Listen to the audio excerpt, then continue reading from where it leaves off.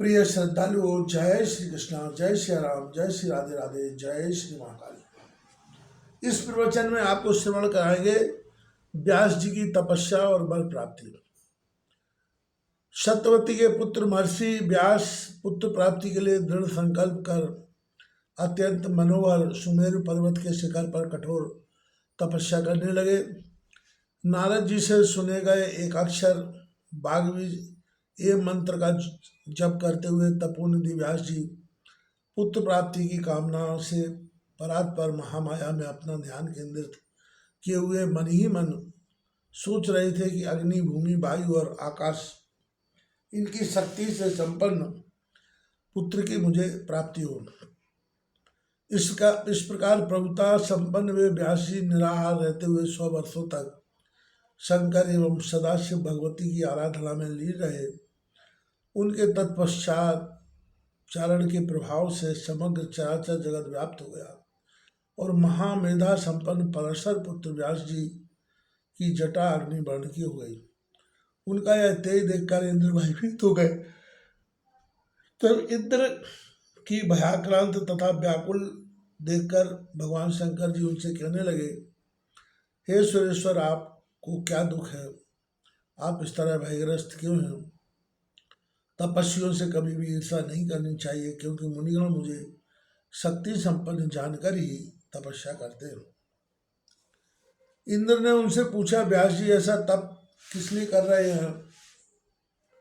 उनकी क्या मनोकामना है? शिव जी ने उत्तर दिया, व्यास जी पुत्र प्राप्ति की कामना से वह कठोर तप कर रहे हैं, अतः मैं इन्हें कल्याणकारी पुत्र प्रदान करूँगा। दया भाव से युक्त प्रसन्न मुख वाले जगत गुरु भगवान शंकर इंद्र से ऐसा कहकर मुनि व्यास जी के पास जाकर बोले, ये वासवी पुत्र, उठो और तुम्हें कल्याणकारी पुत्र अवश्य प्राप्त होगा। ये निष्पाप, तुम्हारा वह पुत्र सभी प्रकार के तेजों से संपन्न, ज्ञानवान, यशस्वी और सभी लोगों का सदा अतिशय प्रिय, समस्त सात्विक गुणों से संपन्न तथा शत्रुरूपी पराक्रम से युक्त होगा।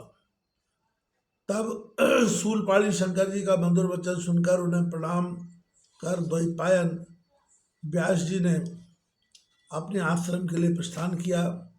वहां पहुंचकर कई वर्षों तक घोर तप करने के कारण अतिशय शांत महर्षि व्यास अरण्य में समाहित अग्नि को प्रकट करने की कामना से अरण्य मंथन करने लगे। मंथन कर रहे व्यास जी के मन में उस समय अरण्य के पारस्परिक सहयोग से प्रकटित अग्नि को देखकर अचानक पुत्रोत्पत्ति का विचार आया कि अरण्य मंथन जनित अग्नि की भांति मुझे पुत्र कैसे उत्पन्न हो, क्योंकि पुत्र प्रदान करने वाली अरण्य रूपी वह रूपवती उत्तम कुल में उत्पन्न पतिव्रता युक्ति स्त्री मेरे पास है ही नहीं। साथ ही पैरों की श्रृंखला के समान स्त्री को मैं कैसे अंगीकार करूं? पुत्र उत्पन्न करने में कुशल और पतिव्रत धर्म में सदा तत्पर रहने वाली पत्नी मुझे कैसे मिले? व्यास जी ऐसा विचार कर ही रहे थे कि आकाश में समीप में ही स्थित घृताची नामक अप्सरा उन्हें दृष्टिगोचर हुई। चंचल कटाक्ष वाली उस श्रेष्ठ अप्सरा को पास ही स्थित देखकर कठोर नियम संयम धारण करने वाले व्यास जी शीघ्र ही कामयाब से आहत अंगों वाले हो गए।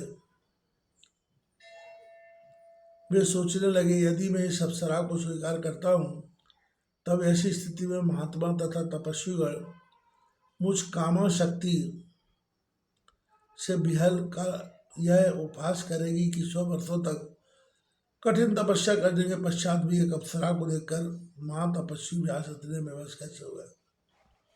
और फिर यदि इसमें अतुलनीय सुख हो तो ऐसी निंदा होती रहे, अर्थात उसकी उपेक्षा भी की जा सकती है। गृहस्थाश्रम पुत्र प्राप्ति की कामना पूर्ण करने वाला, स्वर्ग की प्राप्ति कराने वाला तथा ज्ञानियों को मोक्ष देने वाला होता है, किंतु मैं वैसा सुख देव कन्या से नहीं प्राप्त।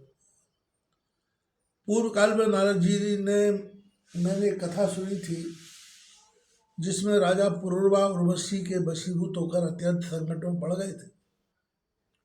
उर्वरा की तीन शर्तें उर्वशी की तीन शर्तें न मानने पर वह उन्हें छोड़कर चली गई और कह गई, हे पृथ्वीपते,